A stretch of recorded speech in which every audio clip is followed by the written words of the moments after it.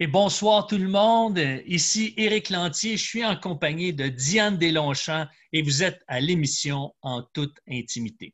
C'est l'édition du 28 octobre 2020 et aujourd'hui, on parle de langage d'amour. Et oui, peut-être que si vous nous suivez semaine après semaine, vous êtes en train de vous dire, ouais, mais il était question de parler d'amour, parler de comment prendre soin de sa femme, comment aimer sa femme, lui témoigner de l'affection en dehors du lit. Oui, on devait parler de ça, mais lorsqu'on s'est mis à préparer l'émission, on s'est dit, on va consacrer plus de temps au langage d'amour parce que ça a un impact direct sur la relation de couple et inévitablement sur la qualité de l'intimité. Pourquoi ça a un impact si grand de connaître et de comprendre le langage d'amour de notre conjoint ou de notre conjointe, Diane? Bien, je pense que d'une façon générale, là, ça fait partie des préliminaires de la vie et de la relation qui va mener éventuellement à ce qu'on parle, qui sont les relations intimes, les relations sexuelles. Mais c'est important parce que en préparant le thème, justement, comment faire plaisir à sa conjointe en dehors du lit, je me suis rendu compte que c'est pas toutes les femmes, par exemple, qui recevoir un bouquet de fleurs, quoique pas mal toutes les femmes aiment ça, là, mais que c'est pas nécessairement ça qui va rejoindre toutes les femmes, parce on a toute une façon différente d'être aimé et d'aimer. Selon ce qu'on a vécu dans notre enfance, on a adapté des comportements, puis on a appris c'est quoi l'amour, à remplir notre petit réservoir émotionnel. Comme on parlait plus tôt hors ligne, que quand nos enfants étaient petits, j'avais lu un livre, puis ça disait que l'enfant avait besoin de faire remplir son petit réservoir d'amour. Oui, c'est ça, réservoir d'amour. Mais que ça avait besoin d'être fait à tous les jours. C'est comme, t'as beau y en donner à tous les jours, là, une grosse quantité, tu te dis, il va être bon pour 2 jours. Ben non, il faut que tu recommences le lendemain. On est un peu comme ça en tant qu'adulte aussi. On a chacun un petit réservoir, puis on a besoin de le faire remplir de différentes façons. Mais avec notre conjoint, c'est intéressant de savoir c'est quoi notre langage d'amour puis le langage d'amour de notre conjoint. Parce que souvent, ce qui arrive, c'est qu'on n'a pas le même. Et c'est là que le bas blesse. Mm-hmm. Ah oui, tout à fait, parce que j'écoutais une conférence à un moment donné, une formation qui avait été donnée sur l'éducation des enfants et dans cette formation-là, on parlait justement des langages d'amour, connaître le langage d'amour de notre conjointe, nos enfants, parce que ça se détecte en bas âge.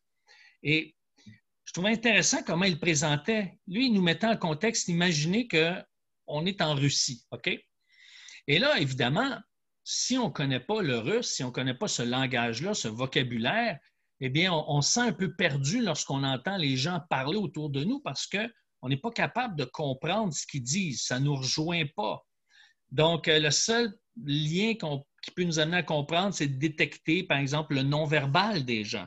Mais si on entend quelqu'un parler en anglais, qui n'est pas notre langue maternelle, bien on se dit, ah, là, on comprend quelque chose. Ce n'est pas notre langue première, mais il y a des repères, on comprend, on peut se débrouiller. Si on prend une marche, par exemple, on se met à marcher, on se balade dans les rues, puis là, on entend parler français, on se dit, ah, là, je suis en pays de connaissances, là, on peut même entamer une conversation, on se sent bien, même si on est ailleurs, à l'autre bout de la planète, on se sent en connexion. Pourquoi? Parce qu'on a le même langage. Puis les langages d'amour, c'est un peu ça. Il y a certains langages qui ne nous rejoignent pas parce que ça ne fait pas partie de notre ADN et d'autres qui vont nous rejoindre davantage. Et combien il y en a de langages d'amour, Diane? Bien, Gary Chapman a catégorisé les langages d'amour en 5 parties, donc 5 langages d'amour différents. Et puis, dans un monde idéal, si on était marié avec quelqu'un qui a le même langage d'amour que nous, c'est comme 2 Russes qui se parlent, ils se comprennent. Mm-hmm. Mais des fois, c'est pas le cas. On est marié avec un Anglais, puis on est une Russe ou whatever. Mm-hmm. Tu sais, fait que si on n'a pas le même langage d'amour, c'est là que c'est un peu plus ardu, puis il faut aller sur le terrain de l'autre. Donc, c'est important de comprendre, puis de connaître et reconnaître c'est quoi mon langage d'amour, puis c'est quoi le langage d'amour de mon conjoint ou de ma conjointe. Alors, c'est un peu ça qu'on veut faire aujourd'hui. Puis, j'invite les auditeurs à prendre un papier et un crayon, peut-être noter, puis ensemble, vous pourrez en discuter après, c'est que finalement, moi, je te faisais toujours des cadeaux, puis tu n'étais pas cadeau. Je viens de me rendre compte que tu étais, mettons, tant de qualité. Fait que ça, c'est un petit exemple, mais on va les voir un peu plus de chacun, un après l'autre, là. Ben vas-y, Diane, Oui, présente-nous, puis après ça, on élaborera un peu chacun d'entre eux, un à la suite parfait. des autres. Alors, le premier, sans que ce soit dans une ordre chronologique ou d'importance, puis je veux souligner aussi le fait qu'on a tous un peu des 5, mais pas dans la même proportion. On n'est pas sensible dans la même proportion dans les 5. Être valorisé par des paroles, en privé comme en public, paroles d'encouragement, etc. 2, être touché physiquement, les câlins, pas juste ceux qui sont dans le but d'avoir une relation sexuelle, mais des câlins, des caresses, etc. 3, recevoir des cadeaux. 4, obtenir un service sans l'avoir demandé. Et puis 5, vivre des moments privilégiés à deux, des temps de qualité. Mm-hmm. Excellent, c'est bon, Diane. Là, on va pouvoir les prendre un après l'autre. Mais est-ce qu'il y a un danger ou une tendance qu'on peut avoir? Est-ce que, par exemple, si moi, tu parlais des cadeaux tout à l'heure, mais moi, mon langage d'amour, c'est d'offrir des services. Est-ce que je m'attends à en recevoir? Comment que ça fonctionne dans la réalité de la vie? Oui, c'est ça. Hein? C'est sûr qu'on s'attend toujours à recevoir dans notre langage d'amour, parce que c'est ça qui nous rejoint. Mais si notre conjoint, lui, son langage d'amour est différent, il va falloir qu'il s'adapte comme nous. Si on voit que le langage d'amour de mon conjoint, c'est toucher, aux proximités, au temps de qualité, il va falloir que je m'adapte si ce n'est pas mon langage d'amour. Fait que c'est vraiment important de le reconnaître. Puis dans quelle proportion, puis qu'on en discute ensemble pour savoir comment je peux arriver à être un peu plus ce que je suis moins, finalement. Oui, c'est ça, aller sur le terrain de l'autre. Hein? Mm. Et c'est comme ça qu'on se sent aimé. Quand quelqu'un vient sur notre terrain, bien, on se sent connu, on se sent en connexion. Et ça, c'est très pertinent et c'est important dans une relation de couple, dans une relation d'intimité, si on veut approfondir justement une relation saine, aller sur le terrain de l'autre, c'est le premier élément, je pense, qui est important. Parce que quand on aime, c'est justement on veut faire connaître à l'autre qu'elle a de la valeur, qu'elle a de l'importance, que ce qu'elle est, ça compte. Alors, on va commencer avec le premier. Quel est le Oui, premier langage d'amour que tu nous suggères? le premier, ben, c'est être valorisé par des paroles, en privé comme en public, des mots d'encouragement, dire des choses à l'autre. Tu peux peut-être élaborer là-dessus, Eric? Oui, ben, ça peut être verbalement ou par écrit, hein, Mm-hmm. complémenter, édifier. Je pense à des mots d'encouragement. Quand on voit quelqu'un qui fait quelque chose de beau, qui nous touche, d'aller lui dire. Donc, c'est une forme d'encouragement. J'ai un exemple concret avec ma première épouse, Carole. Euh, Quand je lui achetais des fleurs, je prenais toujours la petite carte qu'il y a sur le comptoir et j'écrivais un mot. J'essayais d'être original, de changer ma formulation pour ne pas être redondant. Puis à un moment donné, je décide de lui acheter des fleurs par surprise. Il n'y a pas vraiment d'occasion. Mais là où est-ce que j'achète les fleurs, il n'y a pas de petite carte sur le comptoir. Alors, je me dis, c'est pas grave, elle va être contente. J'arrive à la maison, elle regarde les fleurs, elle les sent et elle les prépare elle-même, elle les met dans un vase, tout ça. Arrive le souper, on mange, puis après le souper, on est détendu, l'atmosphère est cordiale, tout va bien. Et là, je lui pose la question. Je dis, est-ce que j'ai choisi les bonnes fleurs? Est-ce que c'est le type de fleurs que tu n'aimes pas? Elle dit, non, non, elles sont très belles, puis ça sent bon dans la maison, je suis contente. Ben, je dis, t'es contente, mais tu n'as pas dit merci, tu n'as pas manifesté que tu les aimais, tu les appréciais. Mais elle dit, ah, j'étais déçu un peu. Je dis, ben, pourquoi? Ben, il n'y avait pas la petite carte avec le mot. Alors que pour moi, c'est important le mot qui accompagne les fleurs. Ça donne tout un sens à ce cadeau-là. Et c'est là que je me suis rendu compte que pour elle, les mots d'encouragement, c'était important. Elle n'était pas autant cadeau que parole d'encouragement, finalement. Fait que Voilà. malgré que les fleurs lui faisaient plaisir, ça n'a pas rempli son réservoir émotionnel. Mm-hmm. C'est ça. Exactement. Et il y a une façon aussi d'encourager les gens. Voyez-vous, moi, j'ai toujours à côté, c'est pas un hasard, là, c'est même pas préparé d'avance, j'ai toujours à côté de moi un petit dépliant ici qui s'appelle « Le caractère détermine le succès ». Alors, ce petit dépliant, c'est publicisé par l'organisme Caractère d'abord, qui spécialise dans l'éducation des enfants, mais qui ont du matériel aussi pour les adultes. Et un des petits dépliants qu'ils ont, c'est 49 traits de caractère. Et il y a, par exemple, on va dire, j'en prends un au hasard, le courage, agir dans la certitude absolue que mes paroles et mes actes sont vrais, corrects et justes. Donc, pourquoi je vous parle de ça? C'est que lorsqu'on encourage quelqu'un, la tendance, surtout chez les hommes, c'est de mettre en valeur l'action, ce que la personne a fait. Hey, merci de m'avoir aidé. Merci d'avoir été là. Mais quand on veut toucher l'être, quand on veut toucher la personne, sa personnalité, son caractère, mais là, on touche un mot comme ça qui parle de qui il est.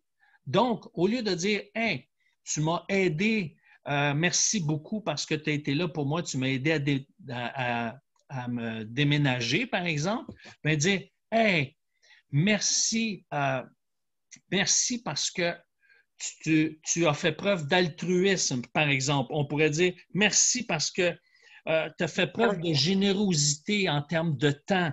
Merci pour ta disponibilité. Tu es une personne qui est disponible et je l'apprécie. Le fait que tu as mis du temps à part pour moi. » Donc, de mettre en valeur le caractère avant l'action. Ça touche énormément les gens, mais ça touche encore plus particulièrement les personnes qui sont caractérisées par les mots d'encouragement. C'est excellent, c'est très intéressant. Merci d'avoir partagé ça. Puis toi, par rapport aux mots d'encouragement, est-ce que tu as un autre commentaire que tu aimerais nous partager? Mots d'encouragement, c'est pas vraiment mon langage, mais ça l'est pour un de mes fils qui, je ne savais pas que c'était ça, puis il apprécie vraiment les paroles, que ce soit dans des cartes d'anniversaire ou bien en public, quand on va lui dire qu'il fait des choses qu'on trouve qu'il excelle dans quelque chose, qu'on voit justement son caractère se développer dans un tel domaine, ça rentre directement dans son réservoir émotionnel. Ce qui est important de retenir, c'est que quand quelqu'un fait un mauvais coup, là, ce n'est pas le caractère qu'on doit signaler, mais l'action. Pour ne pas renforcer son identité à sa mauvaise action. Parce que ce qu'on veut, quand on met en valeur le caractère de la personne, on renforce ses qualités dans son être. Ouais. Mais quand une personne fait un mauvais coup, on en fait tous des mauvais coups, hein, des erreurs, des manquements, etc. Là, on cible l'action. Comme ça nous détache. On ne s'identifie pas à nos mauvaises actions. On fait tout simplement les identifier. Et c'est là cette nuance-là qui est importante ici, lorsqu'on parle de mots d'encouragement ou, à l'inverse, de réprimande quand c'est le cas. Une belle façon aussi de toucher les gens, c'est lors d'un souper d'amis, de relever à brûle-pourpoint spontanément, dire « Hey, sais-tu quoi, la semaine dernière », et surtout quand c'est adressé à un ami ou notre conjointe, notre conjoint, de soulever quelque chose que vous avez vu qui était beau dans cette personne-là, que vous avez apprécié, et de le mentionner publiquement autour de la table. Ça va les toucher définitivement. C'est vrai, puis c'est édifiant, ça. C'est pas préparé d'avance, ou même si toi, tu l'as préparé d'avance, la personne ne savait pas, puis il y a toujours l'effet surprise agréable, naturellement, qui vient dans un cas pareil. Je trouve ça bien intéressant. Voyez-vous comment on pourrait en parler, le temps file et qu'on avait tellement de choses à dire qu'on ne pouvait pas toucher 2 thèmes cette semaine. Alors, on poursuit avec le point numéro 2, être touché physiquement. Qu'est-ce que ça veut dire, ça? Parce que c'est vrai qu'il y a des gens, on a un ami commun, qui malheureusement n'est plus de ce monde. On a perdu cet ami il y a déjà 3 ans. Et lui, il n'aimait pas se faire toucher. Hein? Ouais. Il n'aimait pas ça. Puis, des fois, notre ami Gaëtan venait nous voir puis nous serrait comme si c'était notre fête, juste pour dire « OK, m'a t'en donné un câlin pour te montrer que je t'aime. Mais toi, quand tu m'en donnes un, j'aime pas trop ça. Hein? Tu te Ah oui. souviens? Oui, oui, vraiment. Mais il avait fait beaucoup de progrès là-dedans. Ah oui. Il perdait quasiment connaissance au début. Ah oui, oui. Je me souviens, il y avait les bras sur le côté, là, puis il attendait juste que ça finisse. Là, tu Oui, sais. effectivement. Ah là là, c'est Gaëtan. Mais parle-nous d'être touché physiquement. Écoute, ça, c'est directement le langage d'amour de mon mari, donc c'est facile pour moi d'en parler. Mais c'est pas mon langage d'amour à moi, donc il y a de l'apprentissage encore après 41 ans, ça fait 46 ans qu'on est ensemble. Il y a encore ce défi-là à relever. En fait, ce langage d'amour-là, c'est pas juste de la conjointe ou du conjoint, quelqu'un qui a ce besoin-là ou Mhm. que ce langage d'amour-là, ça peut venir d'un ami qui va lui mettre une tape dans le dos. C'est comme ça rentre directement dans le cœur. Serge, il me dit, à chaque fois que quelqu'un me donne un petit câlin, là, une tape dans le dos là, ou un petit hug sur le côté, il dit, ça vient vraiment me faire du bien. Ça montre comment je t'apprécie. C'est Mhm. la même chose dans le couple, là, que ce soit les caresses, le toucher, les massages, tout ce qui est touché. Il Mhm. est extrêmement sensible à ça et ça rentre directement dans son réservoir émotionnel. Mhm. C'est intéressant, mais c'est un défi pour le conjoint qui, lui, c'est pas son premier langage d'amour, mais qui aime Non. bien recevoir les câlins. Mhm. Ah oui, puis ça touche aussi la proximité physique. Par exemple, si vous avez à travailler, mais vous pouvez le faire dans la même pièce, ça va toucher ces gens-là parce qu'ils vont se sentir plus près. La proximité, là, la distance va se rétrécir. Euh, Moi, je pense à mon épouse. Elle aime ça quand je lui envoie des petits textos dans la journée pour simplement lui dire, gars, je suis connecté avec toi, je suis près de toi, même si on est loin. Des fois, je lui écris, ah, j'ai hâte de te coller ce soir, parce que je sais qu'elle aime ça, puis elle attend ça. Et c'est un moment important pour elle, ce contact. Mais sais-tu quoi, Diane?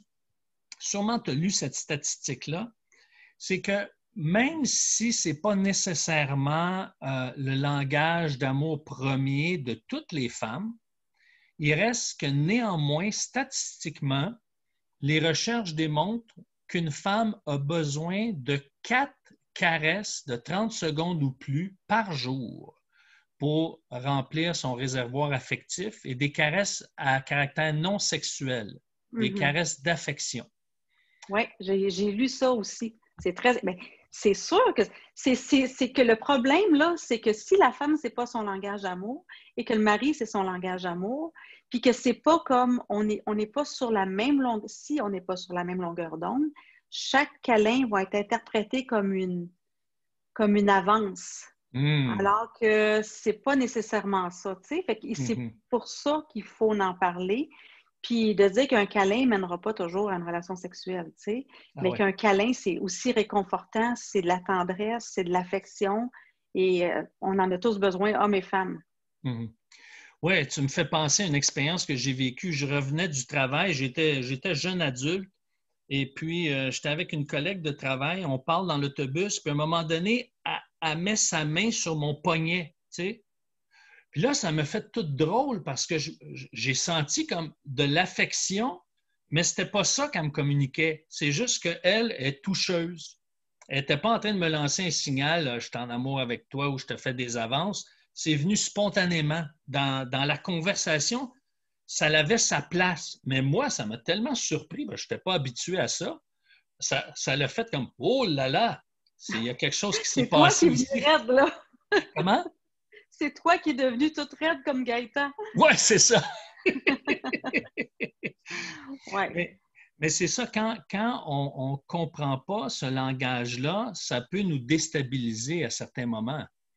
Parce que là, ce n'est pas juste des mots, ce n'est pas juste des services, ce n'est pas juste de l'écoute. Là, il y a un contact physique, il y a comme, il y a comme une entrée dans l'intimité qui s'est faite, hein, qui s'est opérée. Mais est-ce qu'on pourrait dire que même si les hommes en général, ben non, c'est pas ça que je veux dire, que même si c'est pas le langage d'amour chez un homme, l'homme va être quand même plus sujet à bien recevoir les câlins et tout ça parce que ça l'allume tout de suite, non? Ou bien je me trompe? Oui, ça dépend du contexte. Ça dépend du contexte, oui, effectivement. Là, je Surtout. parle avec ta conjointe ou ton conjoint, là. Je Ah parle pas oui, de ben la fille dans l'autobus, là. OK, OK, OK. Oui, oui. Bien, définitivement, là. Ben, quand une personne, son langage d'amour, c'est le toucher qui est en haut de la liste, c'est certain qu'il y a quelque chose qui va être éveillé beaucoup plus, ça va être beaucoup plus fort. Il y a quelque chose qui est éveillé, qui est là. Mais si ce n'est pas un langage d'amour premier, ce que ça peut faire, c'est dire, oh, OK, est-ce que c'est une indication qu'il y a un intérêt pour aller sur le plan de la sexualité ou quelque chose comme ça? Ouais. Alors, c'est là que d'apprendre à se connaître, c'est très important parce que notre réaction face au toucher d'une personne à l'autre va varier. Et il y en a qui sont beaucoup, comment je pourrais dire, plus protecteurs de leur territoire physique que d'autres aussi. Hein? Leur bulle. Rentrer dans la Exactement. bulle de quelqu'un, oui. C'est ça. Mm. Le numéro 3. Oui. Recevoir des cadeaux, on en parlait tantôt. Faire des cadeaux, donner à l'autre pour qu'il puisse avoir. Fait que ça, c'est des choses qu'on dirait que c'est pour les gens qui c'est leur langage d'amour, c'est des choses qui sont spontanées, ils vont magasiner, ils vont être en fonction de toujours une personne dans ma tête, l'autre dans ma tête, je vois quelque chose. C'est comme ils ne vont pas arriver chez quelqu'un les mains vides. C'est la même chose, ils vont gâter leur conjoint ou leur conjointe avec des cadeaux. Et ça, c'est pas nécessairement parce que c'est ton anniversaire, ça peut être un peu n'importe quand, là, de tous les jours. À brûle pour point, le conjoint ou la conjointe arrive avec quelque chose. Hey, j'ai pensé à toi aujourd'hui, je t'ai acheté ça. Ou bien j'ai cherché ça, j'avais entendu que tu avais dit que tu avais besoin de ça, puis je t'allais le chercher, puis je l'ai trouvé. Ça, c'est quelqu'un que c'est son langage d'amour. Oui, exactement. Comme par exemple, vous attendez à la caisse à l'épicerie, puis vous voyez le magazine préféré de votre conjoint ou de votre conjointe, vous l'achetez. Vous dites, hey, j'ai pensé à toi, je t'ai acheté ça pour toi parce que je sais que ça va te faire plaisir. Là, vous, comme on dit en bon québécois, vous marquez des points à ce moment-là. Là. Oui, c'est ça. Mais Moi, quand je fais ça avec Serge, là, je ne marque pas bien de points. J'ai beau lui dire, j'ai pensé à toi, je t'ai acheté un magazine de golf. Ben, merci beaucoup. Il est content, là, mais c'est pas comme si je faisais un petit câlin. non, ben c'est ça. C'est ça, de connaître les langages d'amour de son conjoint, de sa conjointe, c'est ça qui fait la différence parce qu'on sait qu'est-ce qui touche davantage.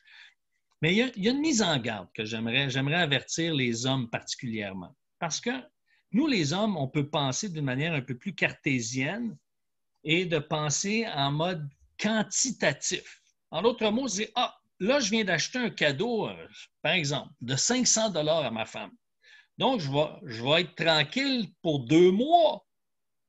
Mais ce n'est pas comme ça que ça fonctionne. Quand quelqu'un a le langage d'amour cadeau, oui, la valeur du cadeau va avoir une importance, mais l'effet, à un moment donné, il s'estompe, puis le besoin de recevoir un petit cadeau, d'être touché de se sentir connu, apprécié par un cadeau, va revenir. Donc, pensez pas que parce que vous en avez acheté un gros, vous allez avoir la paix pour longtemps. Il faut tenir compte de ça. Ce n'est pas mathématique la chose, c'est relationnel. Mais c'est comme je disais tantôt avec les enfants. Je dis, même si tu as joué avec ton enfant puis tu as pris beaucoup, beaucoup de temps, ben demain, c'est à recommencer. Ça ne veut pas dire qu'il faut faire des cadeaux de 500 $ chaque fois, mais ça peut être une tablette de chocolat, un paquet de gomme, une revue, comme tu disais. C'est pas nécessairement que c'est à tous les jours non plus, Non. mais c'est vraiment comme, c'est ça. Puis c'est souvent cadeau, je te dirais que c'est comme le langage d'amour qui est un peu méprisé par les gens. Parce que c'est mal perçu, mon doux, carbure au cadeau, tu sais. Mais c'est pas ça. C'est aussi important que les autres langages.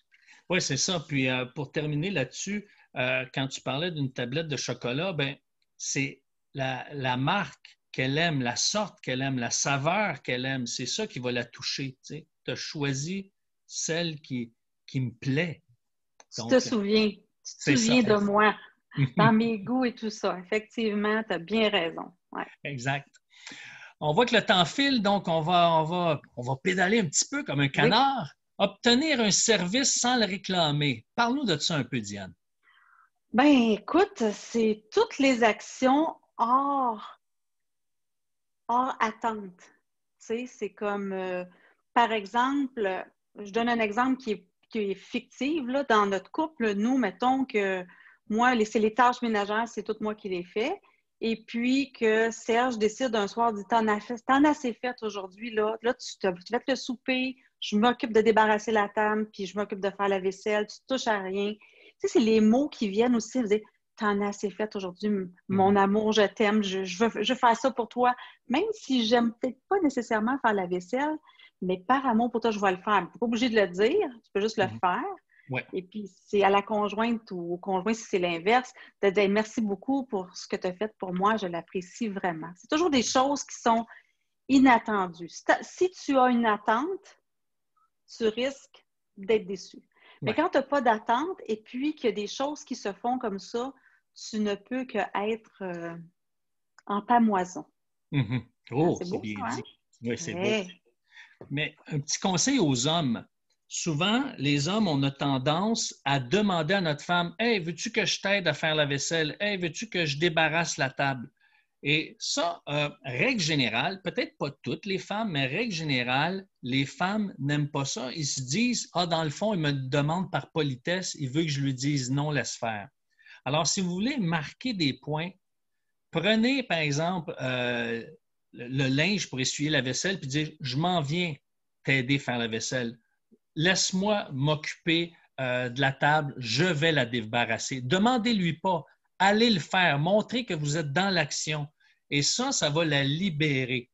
Par exemple, sortir la poubelle, ouvrir la porte de la voiture à l'occasion, préparer le souper de A à Z, que ce soit à la maison ou au restaurant. Par exemple, si vous êtes moins habile pour cuisiner, vous l'invitez au restaurant, vous préparez le lieu, et vous avez préparé toute la soirée. Pourquoi c'est important pour une femme? Parce que là, elle n'a pas rien à penser, elle n'a pas de soucis. Elle dit, OK, je n'ai pas à m'occuper du repas, je n'ai pas à m'occuper de comment on va se rendre, j'ai juste besoin d'être avec lui, de vivre ce moment-là avec lui. Il s'est occupé de tout de A à Z. Et, petite mention, mesdames, s'il y a eu un petit accroc dans le sens qu'il n'a peut-être pas bien fait tout le processus, eh bien, ça vaut la peine de le laisser passer puis de le remercier de son intention. Peut-être qu'il a choisi un restaurant qui est un peu trop éclairé. Alors, remerciez-le qui vous a sorti au restaurant. Et quand ça viendra le temps, un peu plus tard, d'aller au restaurant, bien là, vous dites, « Hey, ça serait le fun d'aller à un restaurant qui est tamisé. » Donc, vous ne faites pas référence à la fois d'avant, mais vous faites juste verbaliser. Et là, lui, parce qu'il veut vous faire plaisir, puis il veut vous voir avec un sourire, c'est certain qu'il va en tenir compte. Et là, il ne se sentira pas amoindri parce que vous n'avez pas picossé sur les petits détails qui ont manqué. Alors, excellent point. Oui, je suis bien d'accord. On est picosseuses un peu, des fois, les femmes. Ouais, je suis d'accord avec ça, moi. Oui, bien, c'est juste qu'il faut choisir son temps et son moment. Et quand un homme a fait des efforts, il aime ça, sentir qu'il a marqué des points, qu'il a fait Il a bouger fait les... un bon coup, oui. Exact. Ouais. Le dernier point, et non le moindre, et on va lui donner un temps de qualité pour répondre à ce langage, c'est comment s'appelle-t-il? Hey, c'est mon langage d'amour à moi, le Mhm. premier, avis aux auditeurs qui me connaissent, c'est temps de qualité. Moi, là, j'aime tellement ça, c'est avec mon conjoint, avec mes enfants, avec mes petits-enfants, avec mes amis, avoir un temps de qualité où je sens qu'il y a vraiment une communication âme à âme, tu sais, qu'on s'est rejoint, que c'est pas nécessaire. On peut faire du papotage, il n'y a pas de problème, mais que c'est plus que ça. C'est plus que de faire du papotage, puis je sais pas, moi, jouer aux cartes ensemble. Oui, mais quand il n'y a pas cette connexion, moi, là, je suis comme, ça ne me remplit pas du tout. T'sais, on peut faire plein de choses ensemble, tu sais. Mais Mhm. si je n'ai pas cette petite connexion où on s'est connecté aujourd'hui, c'est vrai que j'en ai besoin tous les jours. Fait que vu que c'est mon langage d'amour, je suis capable de dire, ah oui, moi, tous les jours, même si ça prend 5 minutes, mais 5 minutes de temps de qualité, tu as fait ma journée. Tu sais? Mhm. Fait que c'est ça. Fait que c'est ça, le temps de qualité, c'est j'ai une attention, puis c'est ça aussi que je vais donner moi aussi parce que c'est mon langage d'amour, fait qu'il faut que je fasse attention. Mais tout le monde aime ça avoir du temps de qualité, je pense. Mais si c'est pas ton langage d'amour, ça a peut-être une autre importance. Mais pour moi, c'est mon langage d'amour, ben j'aime ça quand mon conjoint il est pas sur son téléphone ou qu'il écoute pas les nouvelles puis il me fait Tu sais, c'est comme il est tout là pour moi, donc je suis toute pour lui. Il me donne son temps. Puis au final, on est toutes les deux bénis là, d'avoir ces temps-là de qualité. Mais c'est comme si le temps s'arrête, puis je suis toute là pour l'autre, je suis toute là pour toi. Donc, on sent qu'il y a une intimité, une proximité de cœur. On parle ça peut être des choses plus profondes ou juste simplement avoir besoin de se vider le cœur, d'avoir une conversation où est-ce qu'on se sent écouté, être présent d'esprit. Et c'est important. Se sentir connu, excuse-moi, se sentir connu finalement, ouais. Et c'est important pour les hommes, quand vous écoutez votre femme, de ne pas l'interrompre et de la laisser aller jusqu'au bout. Lui manifester que vous êtes à l'écoute par des « ah oui » ou des « manifester par des petits sons, des petites réactions que vous êtes là, hocher de la tête, mais de ne pas l'interrompre parce que dans ces temps-là, spécialement lorsqu'elle s'ouvre le cœur, lorsqu'elle parle, elle parle et elle se parle en même temps. Et c'est à la fin, c'est à la conclusion de tout ce qu'elle a dit qu'il y a quelque chose qui va s'éclairer. Et si vous la coupez, vous lui faites perdre le rythme, le momentum du flot qui l'anime. Alors, c'est important, messieurs, de l'écouter jusqu'au bout, d'être bien patient, d'être concentré. Et à la fin, de reprendre quelques-unes de ses paroles pour lui montrer que vous avez bien capté ce qu'elle a dit, de reprendre ses mots, dire « Ah, quand tu as dit que ça te faisait mal, hein, ça a dû être pesant à ce moment-là. Hein? » Alors, de reprendre ses paroles et là, elle va se sentir connue et écoutée. Tu as tellement raison dans ce que tu dis. Je veux juste rajouter 2 petits points dans ce que tu as dit, faire un petit peu de pouce. Oui. Quand tu dis de ne pas l'interrompre, moi, là, quand je me fais interrompre, c'est quoi? Je fais comme, bon, dans le fond, je n'ai même pas besoin de le dire. Ça ne l'intéresse pas. C'est correct, je ne dirai plus rien. J'ai même plus le goût de continuer et c'est comme, ça vient bloquer. Et puis qu'à la fin, l'homme, parce que c'est souvent une question d'homme qui fait ça, là, de donner des solutions. Au secours, on est des femmes, ne venez pas donner des solutions. Si on demande une solution, qu'est-ce que tu penses que je devrais faire? Ah là, la porte est ouverte, allez-y messieurs avec les solutions. Mais c'est souvent juste pour s'épancher, puis tu as raison quand tu dis que c'est vraiment, la femme, elle te parle, elle veut que tu l'entendes, que tu la connaisses, que tu vois ce qu'elle vit, mais elle veut aussi se parler. Tu as tellement raison quand tu dis ça. On va revenir là-dessus dans les prochaines émissions, les prochaines capsules. Je vois que le temps file. En 10 secondes, Diane, de quoi on parle la semaine prochaine? Écoute, j'espère que ça ne fera pas encore 2 émissions parce qu'il y a encore beaucoup de choses à dire. C'est comment faire plaisir à sa conjointe en dehors du lit. Puis j'ai travaillé là-dessus cette semaine. J'ai eu des commentaires de certaines femmes très pertinents. J'aimerais ça aussi avoir des commentaires des femmes que c'est pas toujours jojo ou ils n'ont pas toujours ce qu'ils s'attendent en dehors du lit parce que là, j'ai juste des femmes qui sont bien, bien contentes, mais j'aimerais ça aussi d'entendre qui sont moins comblées dans leurs besoins. Fait que c'est ça qu'on va voir la semaine prochaine. Ça va être très intéressant. Excellent, Diane. Alors, merci d'avoir été là. Merci à nos auditeurs. Merci à tous ceux qui nous suivent, que ce soit sur YouTube, sur Décentré ou sur le 92.7 FM dans la région d'Outaouais. Merci d'avoir été là. On vous dit au revoir et à la semaine prochaine. Au revoir.